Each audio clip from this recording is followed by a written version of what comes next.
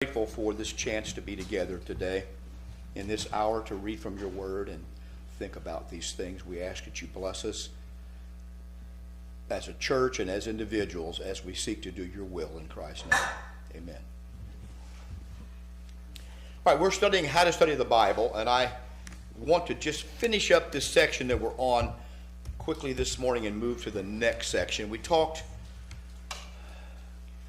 about framing a book a little bit last week, and this is part of the end of your overall process of reading the text, a chapter first of all, for example, breaking it down into paragraphs by meaning, labeling those paragraphs with a short title, and then grouping those together by meaning and coming up with essentially an outline of a book or a chapter or whatever you may be studying. And I'm thinking in terms of eventually books that you're reading from your Bible readings, and then putting that together and begin to go back then and diagram and each of those little chunks, you diagram it using basic understanding of how language works. I gave you lots of key words. We talked about all that. And so then you come up with a meaning. You can get the meaning out of it. At least some of the meaning out of it. Each time you go through, you're going to get more out of it. And when you get done with all of that, you'll have a very, for you doing it yourself, not reading somebody else's stuff, a very in-depth understanding of a passage or a book that you've got to keep working on. It's got to always keep being modified. This is no different than any other field of study. I remember reading some time ago, in fact, I want to say 20 years ago, 25, and even before that, how that they basically thought, they were writing that we have basically reached the end of our understanding of physics. That since Einstein, we've really reached the end of physics.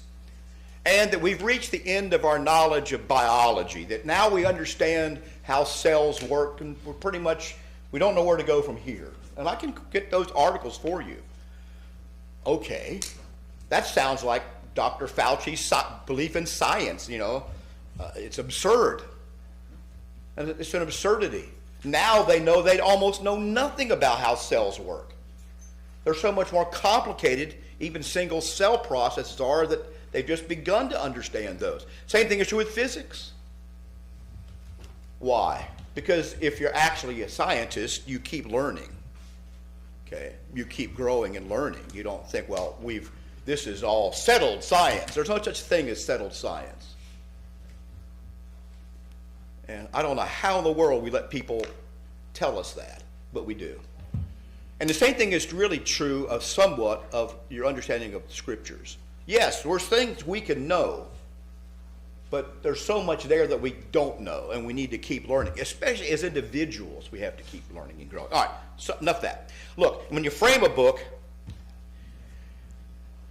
maybe I should just show you what I have in mind is something like this, where you take the text in the center of a frame, which is what I told you, put this in the center of your paper, draw a box around it if you want to, and just put the text in the box. You can do all kind of diagramming, lines and all that, underlining, but you keep the text in there by itself. Remember me telling you this then you can put a frame around it. Frame enhances what you see, and that would be some principal personalities of the book, the author, the date, history and geography, purpose and theme, maybe some other things. Those are things that you study then, you learn about, that give you some understanding of how to incorporate your understanding of the text. That's a frame. And in doing this, you can sometimes, you're doing word studies, questions on each verse. For example, why did he say that in this way? Why do you use this contrast or comparison? You may not ever be able to answer that definitively, but you can think about those things. Why did he say that to these people? Like the book of 1 Corinthians, that's a key question in that book. Why do you say that to these people? Well, now you begin to understand. Now you can see, if you can see why he would say that to these people, you can begin to make an application why he would say that to me. Because it's the same or because it's different. And then you how does this fit into the whole book, this passage? What may be an application today? Am I like that, or am I not like that, or how could I tell if I'm like that? These are the kind of questions you have to ask yourself for it to ever have any actual meaning to you. I don't care if you're reading the Old Testament or the New Testament. These are the questions you have to ask as you go through. And be willing to change and learn and modify your understanding of those questions. Now, we already went over this, some good reference words to start with are Vine's Expository Dictionary of Old and New Testament Words. Now, let me say this before I tell you these. Let me just say this. I don't care if you use any of these or not. That's not the emphasis of this study. Sometimes these works are more problematic to many people than they are helpful. Because in order to wade through it, you have to go through a long period of confusion. In order to properly wade through understanding how to apply Vine's Dictionary of New Testament Words or Strong's meanings to what you're reading, you have to go through so much period of confusion sometimes. Because you're translating from one language to another, and you're not an expert in that.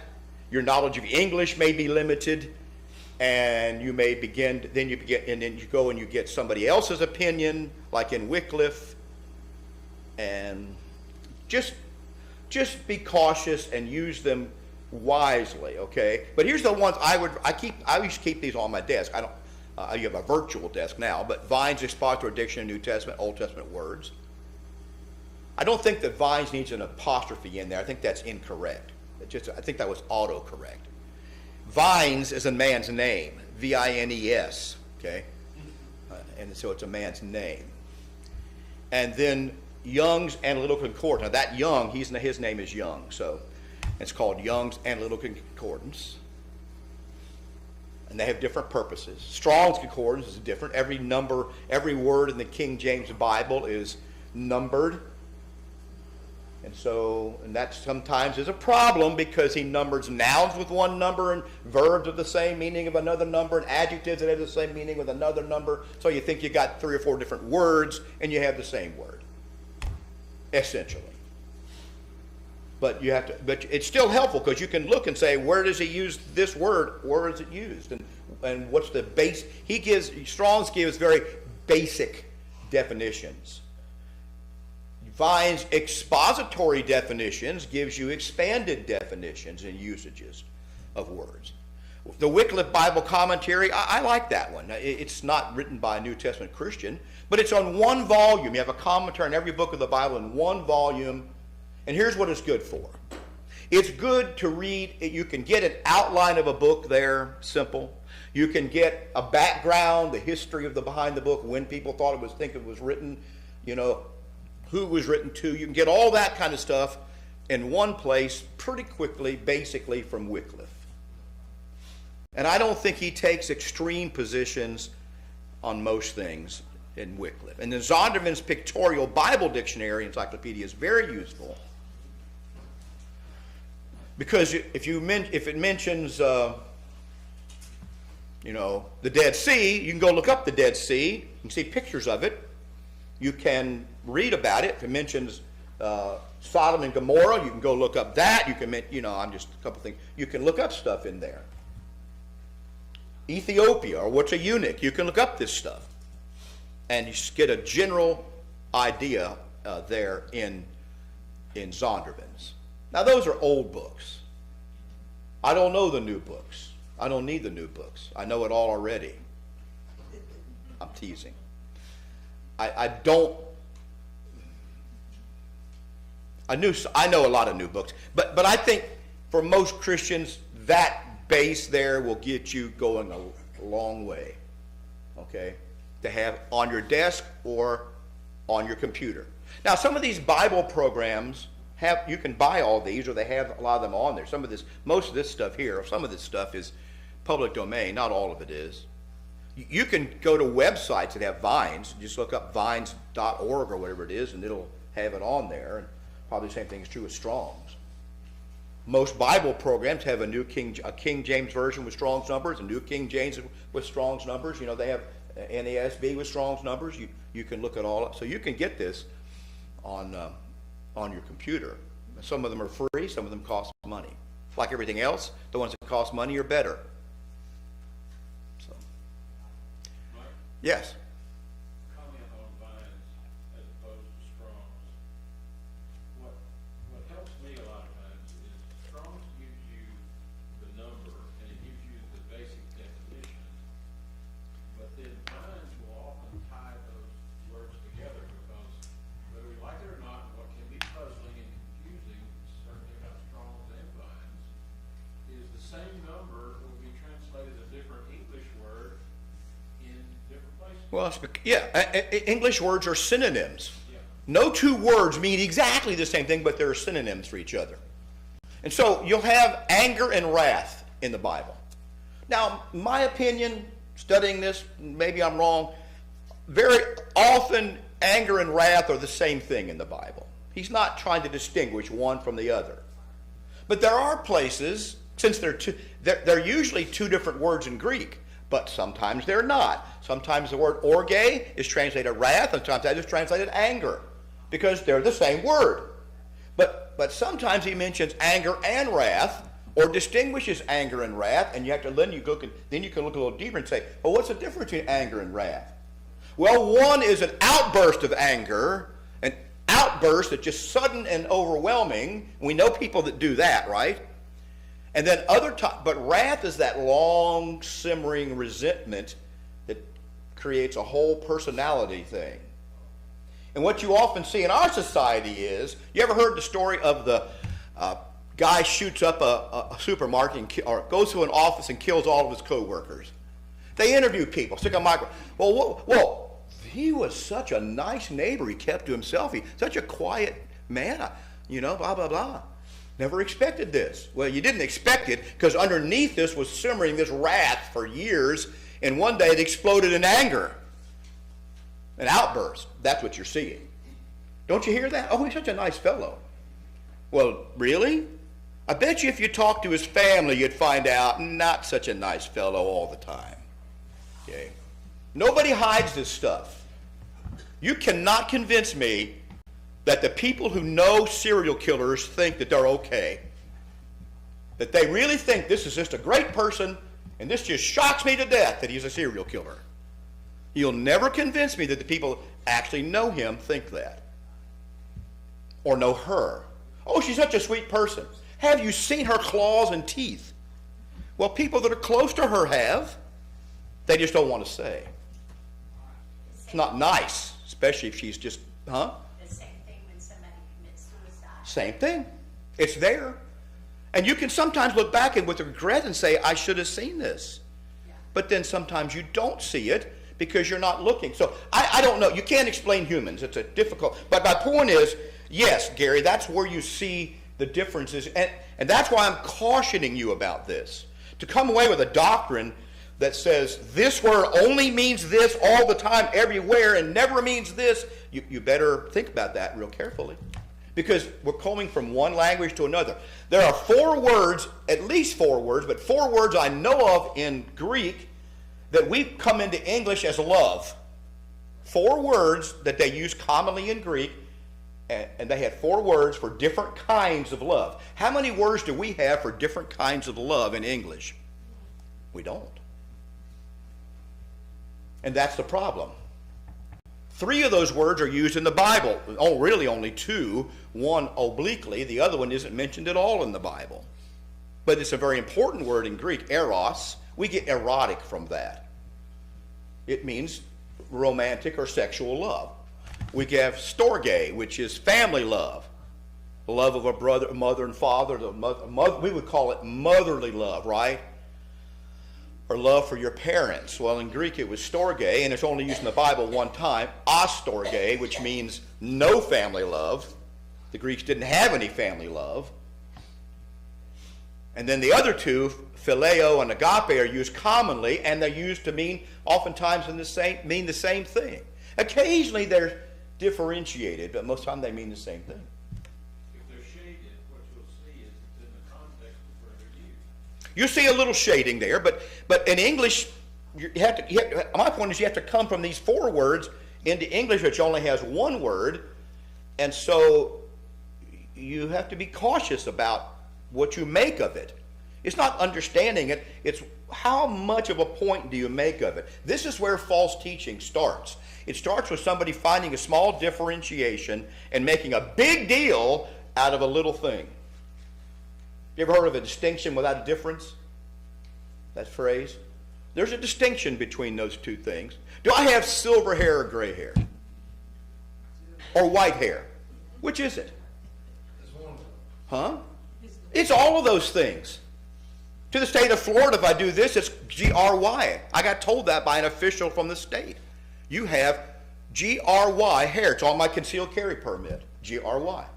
He said, put your hand on top of your head, Mr. Schmidt. Whatever color is underneath your hand, that's the color you write on your application. He says, you, sir, put BLD. That's what he told the guy next to me. Because he saw me put BRN down. This was probably 10 or 12 years ago. He looks at me, he says, stop, everybody stop. He looked at me, he says, right there. He says, put your hand on top of your head. He says, what's underneath your hand, sir, is not BRN. It's not brown.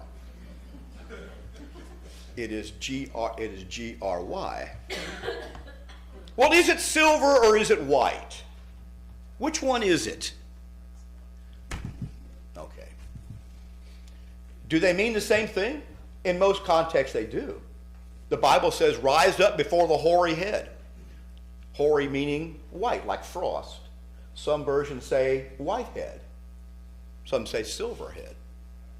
Is that a difference in Greek or Hebrew? Now, you can take that little distinction and make a whole doctrine about that. I don't have to listen to older people because he doesn't have gray hair. My dad didn't have gray hair. He died at 88 years old and had almost all had hair that's the color of Brian's hair. Am I wrong about that, Judy? There's a picture taken of me and my brothers and my father at a baseball game, I think, from behind. And here we all sitting there, and the one that had the darkest hair was my father. Okay? Because we got all that silver from my mother's side of the family. But my point is this: you can take a little thing and make a huge difference out of it, and now you're walking into the technical meaning of the word heresy. Heresy in Greek means division or a splitting. And so guess what people do? They split hairs. And they make big things out of split hairs, which aren't really there. Now, sometimes there's a big difference between things, and you need to make that difference plain. This is where wisdom and discretion, understanding, help you. That's why if there are Bible teachers that you have confidence in their judgment about things, you can learn from their either distinguishing things or not distinguishing things. But sometimes I'm just giving you a caution about those. I'm not saying don't use them at all, because I think if you want to go deep in the Bible, you need these. But you be cautious about how you apply them, because you can go off the track real quickly. Real quickly. And then sometimes people connect things that don't need to be connected. Like the man of sin in 2 Corinthians and the Antichrist. There's no scriptural connection between those two, but are they connected in people's minds? Sure. Anyway. I'm sorry if I'm yelling at you this morning. I didn't get to yell on the radio today. The more you study and the more carefully you study, these can be good food. And any food can be abused. Yes. Just be cautious about it. And it really lies in your attitude. It lies in your humility. Pride will take you to those things that you want to hear so fast that be careful with. Pride will take you to things you want to hear. That's right.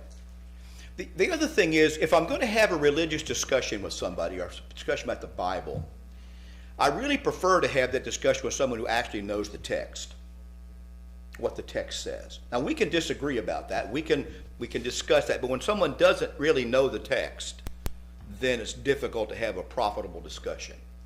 And I don't mean you have to be an expert. But when they don't want to look at the text and then read it and say, well, yes, I'm going to deal with that, they just want to start spouting stuff off, well, it's hard to have a productive discussion. So you got to know the text. That's why I keep pointing you to the text. You have to know that first. Yes, ma'am? Oh, did you have your hand up, Phil? Sorry about that. Now, look, you're fairly new. Here's what everybody here. Here's what Rita knows. They know I have very little peripheral vision. I don't pay attention even to what I can see. So you got to do this, not the auctioneer thing. I think one of the examples that, for some reason, is the story of David and Jonathan. Less than 2% of the population focuses in on the verse that says Jonathan was the one who David loved. Yeah, and they make him a homosexual because of that. Right. Because they want to be homosexual. And exactly. Because they don't understand there's 4 Greek words and they're using the wrong one. And we don't have as much in our, if you know much about Roman and even Hebrew culture, the culture of the Bible, there was a very great emphasis in those cultures placed on friendship and male friendship. And the words in Greek reflect this too, much less the Hebrew. They reflect this idea of male friendship. And it was called love. And it wasn't homosexual love. But today, since we only have love meaning equal sex, that's our culture, we read that verse, oh, they were homosexuals. There's nothing to end. So at least we know David was bisexual, right? This is the conclusion you come to. Because if he loved Jonathan, he wouldn't have been so attracted to Bathsheba, would he? Or would he? Maybe he flipped genders from time to time. I don't know. See how you read all this garbage into stuff? Good point. So be careful. Look into the culture that you're looking at, and you'll see some of these things. All right, now, any other comment? Because I want to move on. Where I want to go now is a whole other section. It's really, I think it's Appendix B in your little booklet here on authority. Because in the end, most of us want to say, okay, well, I'm reading this. Well, what does it mean for me to do? What am I supposed to do? Well, that's where authority comes in. And as I mentioned last week, most people don't like the idea of authority. We don't really need authority. We just do what we want to do. Even our politicians, they don't look at the Constitution and say, well, can I do this or not do this? Oh, well, I better not do that because the Constitution. No, they just do it anyway. They just do an executive order and do what they want. This really rankles people like me who believe in authority. But if the Bible is not authoritative, then hermeneutics is merely an intellectual exercise with little purpose. The reason probably that you want to know how to interpret the Bible, my guess is for most of you, the reason you would like to know how to properly interpret the Bible is because you think it might mean something for you to do something about it. It means something. It's not just understanding Romeo and Juliet as a play. It's more than that. Okay? It's about how should I live. Jesus declared he'd been given all authority, as you know, in Matthew 28:19. All authority in heaven and on earth has been given to me. Based on that authority, he gave his apostles authority to speak in his name. Literally says, tells them to go out and speak in his name to all creation.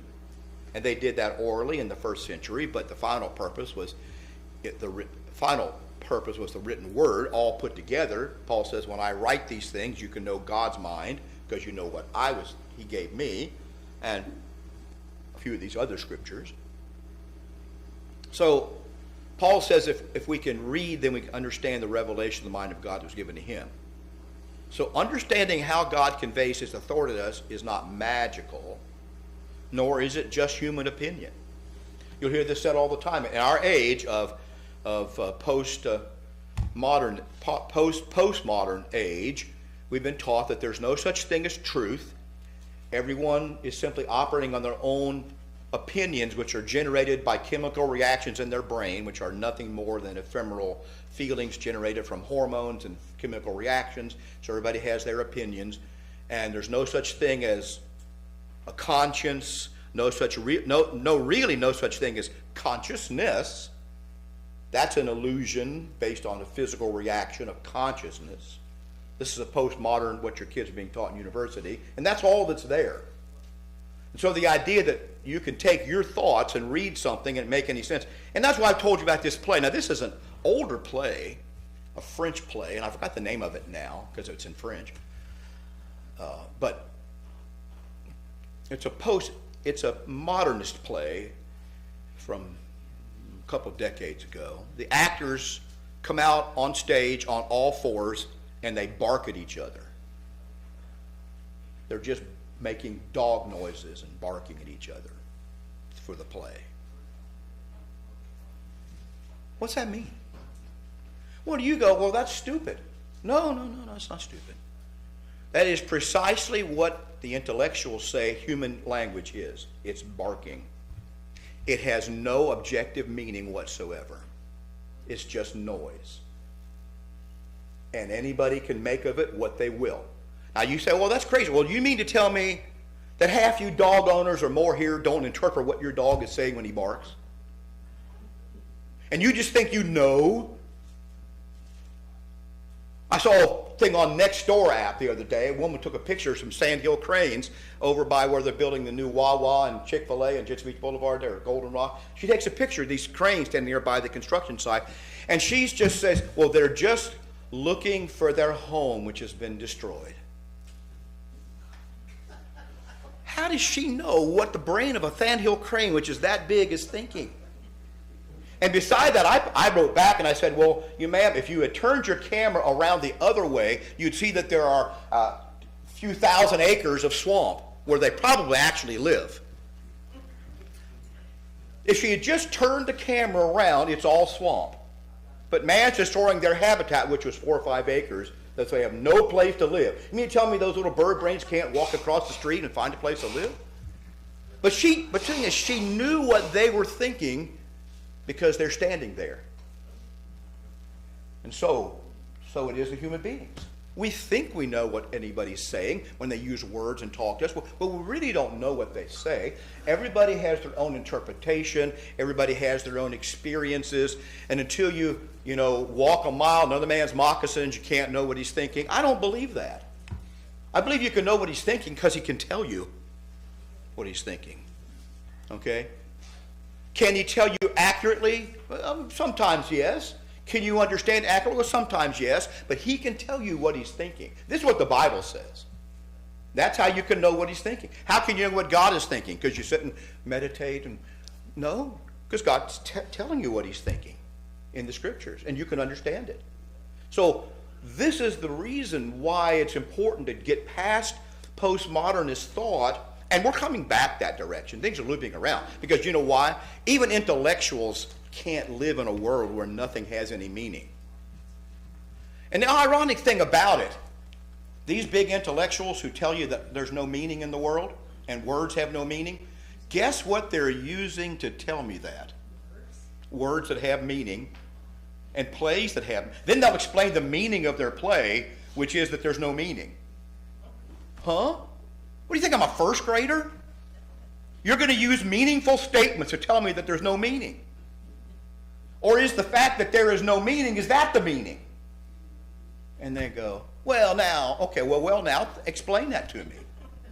Explain how you're trying to communicate to me that there's no meaning when you're telling me there's no such thing as communication in your meaning.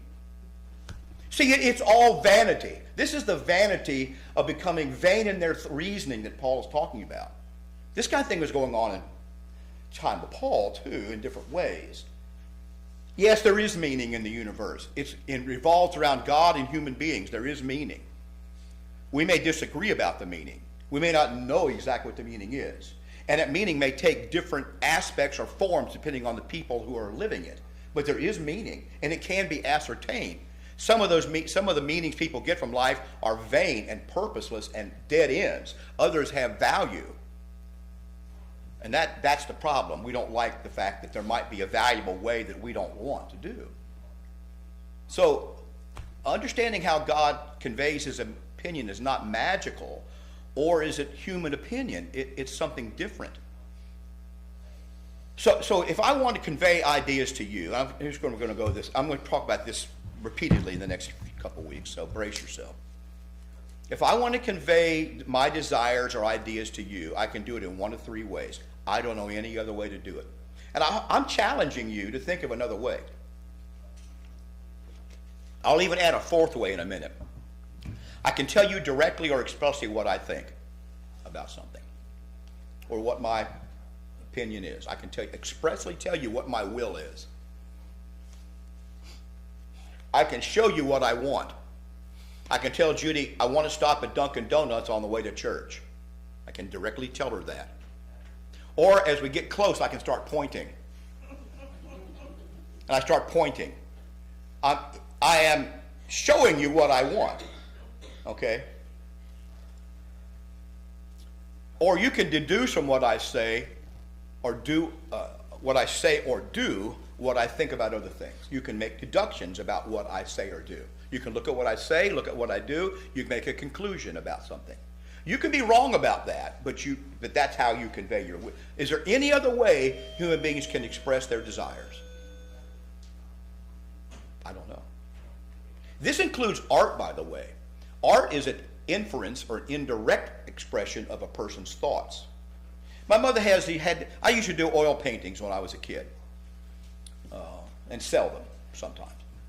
And I was doing this when I was in junior high and then up early into high school. I did the last ones I did were right after Judy and I got married. That's been 50 years ago and haven't done any more. But in any event, I went through this very bad time with a surgery that was supposed to heal, a major surgery to my leg for cerebral palsy. It was supposed to heal in 6 weeks and it took almost a year. I wore a cast from my waist down for a year and was in a wheelchair most of that time, I think. So she just laid my paintings out that she had there one day, and you see these go from bright, beautiful landscapes to dark pictures of one thing shown, dark, from light to dark. Did I know that was happening? No, I didn't know that was happening at all. Was that an expression probably of my mood? Probably so. I don't know. Maybe it was going through my dark phase. But this is why they talk about artists having phases, because it's an indirect expression of what this artist may be thinking or understanding at that time of his life, and so you have these phases of things. Did you know that Picasso, all the distorted, he did some beautiful realistic paintings as a young man and drawings, extremely good, if you like that kind of thing. These are the only 3 ways. Is there any other way? No. And God can't explain himself to us in any other way either. Oh, he can give you a vision. Well, what's a vision? A vision is an indirect explanation of something that you have to put into words, or it doesn't mean anything. So he shows Peter a vision of these animals being let down in a sheet, and he says, rise, kill, and eat. Peter deduces, I've never eaten anything unclean from that. And then later when Peter wakes up, he goes, oh, wait. What God was saying is I shouldn't call any man common or unclean. Did God say that directly? No, that was an indirect inference from what he showed. He was looking at what God showed him and what he told him, put them together, and made an inference from that. He says, of a truth, here's Acts 16, of a truth I perceive that God is no respecter of persons. The perceiving part is him making the correct inference from what God, or the correct deduction from what God had inferred. The correct implication from what God had inferred. There's a difference between implications and inferences. Inferences are what I make, implications are what you get from it. So, in any event.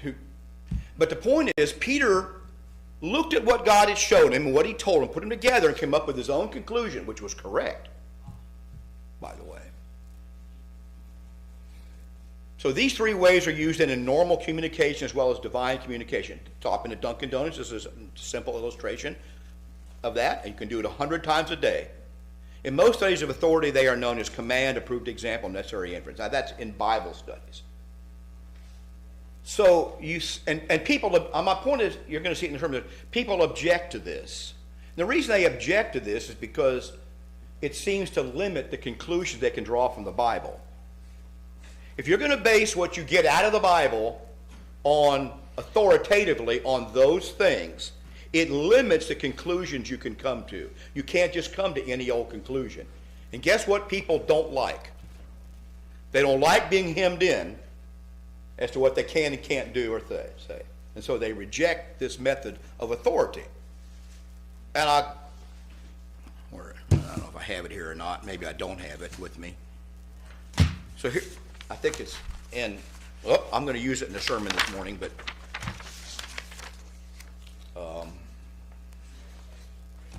let me give you an example of this if I can find it here.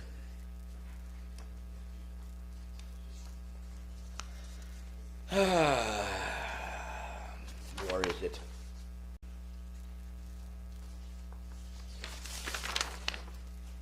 Maybe I don't have it sitting in front of me.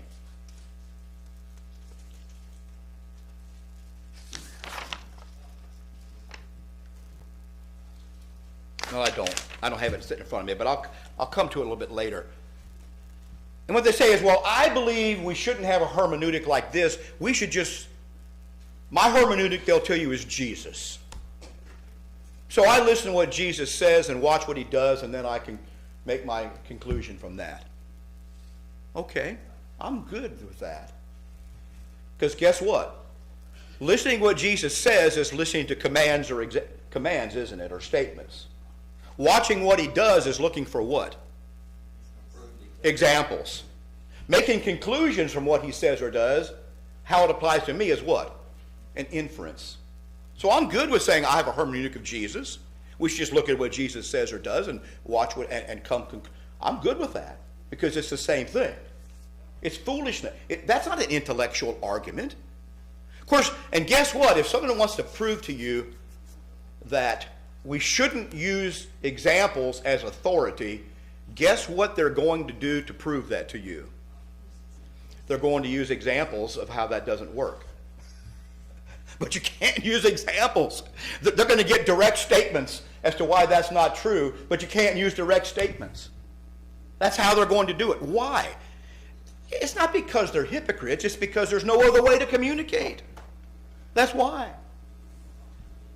So I'm not trying to make some grandiose statement there. I'm just telling you that's all that humans have. We're limited creatures, or very big creatures, but we only have, there's not an unlimited number of ways to do this job of communicating. Neither does God have. Since God made us the way we are, he has to live within that framework. God may have other ways to communicate, but he has to communicate with us, and so he uses this way. Who approves the examples? Well, I would say that God did, or the apostles. That's why I approved. I don't mean approved by the elders. I mean approved in the sense that there's examples in the Bible where Jesus says where it says he went out and hanged himself.